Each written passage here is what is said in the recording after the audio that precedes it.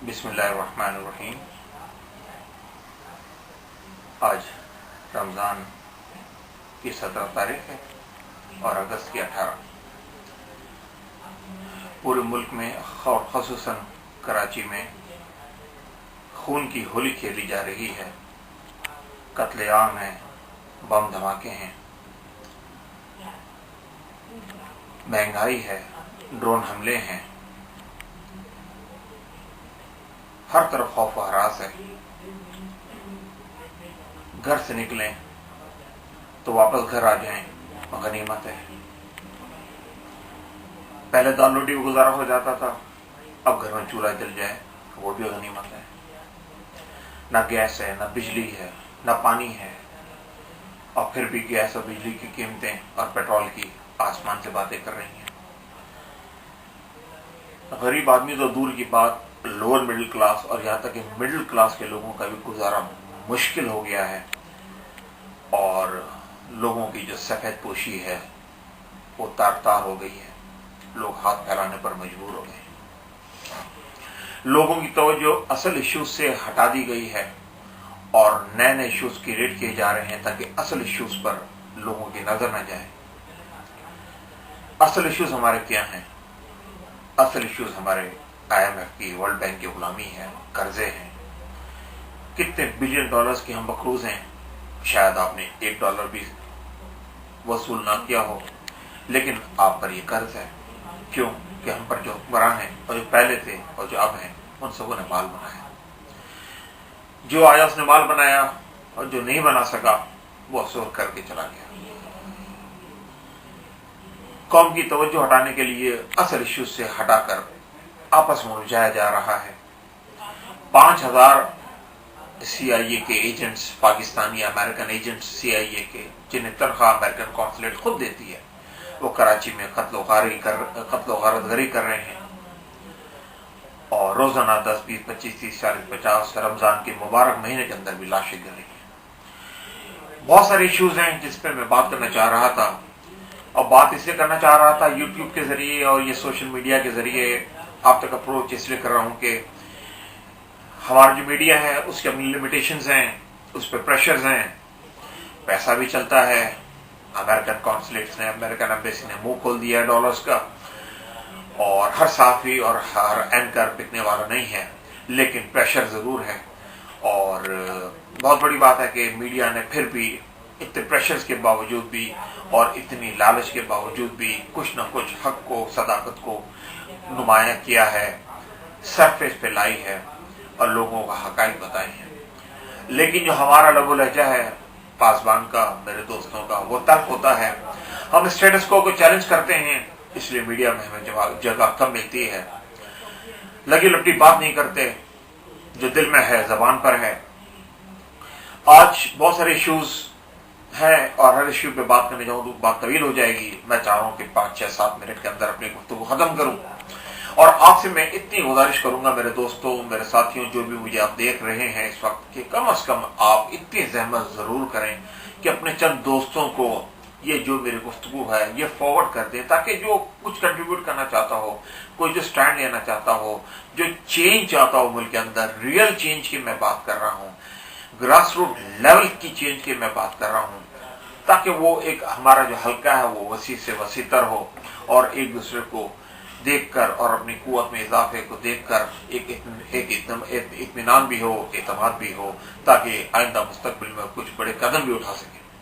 تو میں دوبارہ آتا ہوں عافیہ ایشو کی طرف۔ عافیہ ایشو جو کہ اتنے سارے ایشوز میں دب گیا ہے، لیکن افسوس کی بات ہے کہ آج تقریباً 3060 دن ہونے کو آئے۔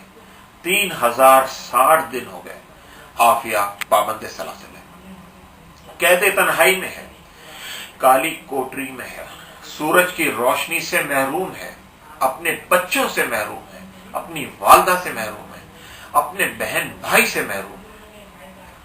کتنا بڑا المیہ ہے کہ رمضان کے مہینے کے اندر سحری سے محروم ہے، افطار سے محروم ہے، سورج کی روشنی سے محروم ہے۔ اس کو یہ بھی نہیں پتا کہ سورج نکلا یا نہیں نکلا، اس کو یہ بھی نہیں معلوم کہ سحر کا وقت ہے یا غروب آفتاب کا وقت ہے۔ لیکن ہمارے پاکستانی لیڈروں میں کسی ایک کو توفیق نہیں ہوئی کہ وہ अमेरिकन का गरिबान पकड़े, ये जो आते हैं हर दूसरे दिन इस्लामाबाद रिपोर्ट तलब करने के लिए कि हमने तुम्हें इतने डॉलर दिए, रिपोर्ट पेश करो, जैसे तनख्वाहदार मुलाजिम को हम महीना देते हैं और रिपोर्ट लेते हैं। तो किसी भी एक सियासतदान ने उनका गरिबान नहीं पकड़ा, किसी भी एक ने भी इस जुर्रत का मुजाहरा नहीं किया कि इस्लामाबाद में जहाँ उतरते हैं उसका घेराव किया जा सके। और ये भी कितनी तकलीफदेह बात है कि 9 साल 3060 दिन के अंदर एक पाकिस्तानी लीडर, आप मुझे नाम बताएं कि जिसने अमेरिका में जाके आफिया के सर पे हाथ रखा हो, जिसने उस जेल में जाकर उससे मुलाकात की, जहमत की हो, वो जेल कार्गल जेल कि जिसके बारे में कहा जाता है कि जिसका दूसरा नाम है हाउस ऑफ हॉरर, कि जिसके बारे में कहा जाता है कि वहां नेचुरल डेथ्स होती हैं, वहां लोगों को स्लो पॉइजन देके मारा जाता है और कोई भी 1-2 साल से ज्यादा जिंदा नहीं रहता वहां पर। और इस आलम में आफिया ने कितना अरसा गुजार दिया और अभी भी वहां पड़ी हुई है। कौम की बेटी है, हर लीडर कहता है कौम की बेटी है, मेरी बेटी है, आंसू भी निकालते हैं, लेकिन इसके बाद न जाने वो आंसू कहां चले जाते हैं, वो जज्बात एहसास कहां चले जाते हैं। अपने जलसों को कामयाब बनाने के लिए, अपने धरनों को कामयाब बनाने के लिए, पार्टी की अंदर की कॉन्फ्लिक्ट्स को खत्म करने के लिए आफिया को इस्तेमाल करते हैं और चाहते हैं कि आफिया का इशू जिंदा रहे, कहीं आफिया वापस ना आ जाए, क्योंकि आफिया वापस आ गई तो ये सारे लीडर बोने नजर आएंगे। वो खातून होते हुए डटी हुई है और खड़ी हुई है और सबमिट नहीं किया, गिव अप नहीं किया। 86 साल की सजा सुनने के बाद उसने कोई माफी नहीं मांगी, उसने कोई इस तरह का तासुर नहीं दिया कि वो परेशान है।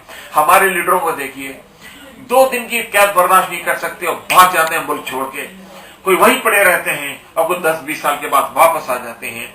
और ये खातून होते हुए 9 साल अपने बच्चों से दूर, जिसमें एक बच्चे का सुलेमान का तो मालूम ही नहीं कि वो जिंदा भी है नहीं है, और बाकी जो 2 बच्चे मरियम और अहमद जो मिले हैं 5-5, 6-6 साल के बाद, उससे भी आफिया की मुलाकात नहीं हुई। तो एक खातून को देखिए कितनी मर्दानगी का मुकाबला कर रही है, एक खातून होते हुए कितनी जुर्रत का मुजाहरा कर रही है। और हमारे लीडरों को इतनी तौफीक नहीं होती कि अपनी बेटी के सर पे हाथ रखे आए, अमेरिका एक विजिट कर लें।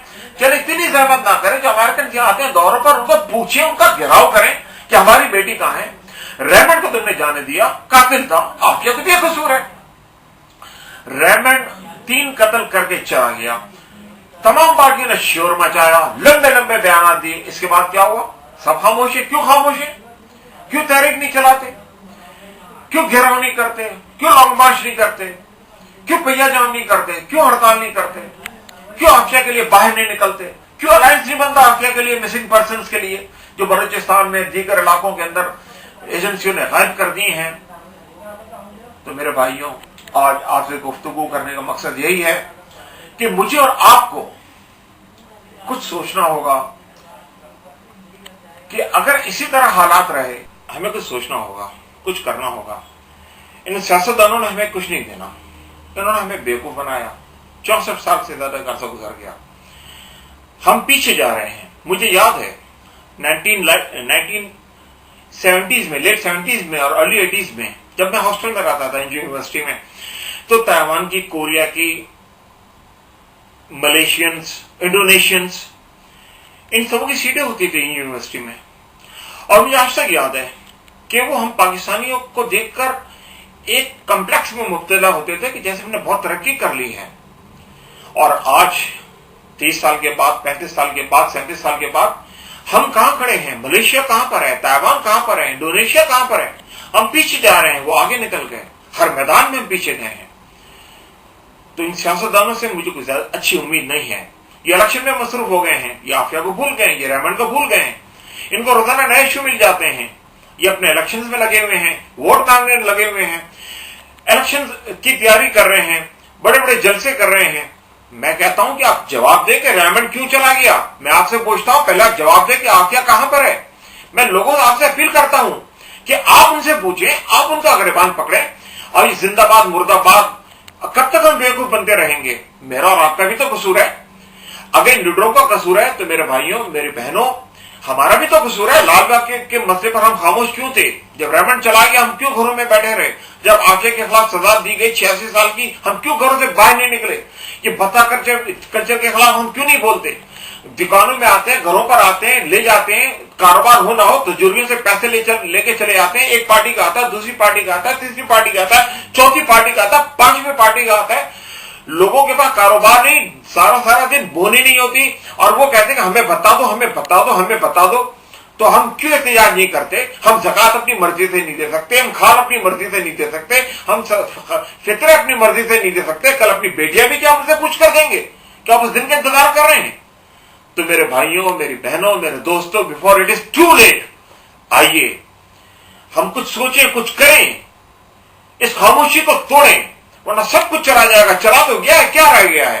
کتنے مقروض ہیں ہم. لیکن پھر بھی مایوسی کفر ہے.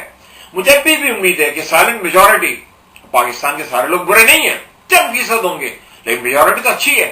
یہ سائلنٹ میجورٹی اگر کچھ کرنے پر آ جائے اور اس بدماشی کو، اس ٹیررزم کو، اس بتا کلچر کو اگر برداشت نہ کرے اور ڈٹ جائے تو حالات آج بھی بدل سکتے ہیں. انشاءاللہ ثم انشاءاللہ. السلام علیکم.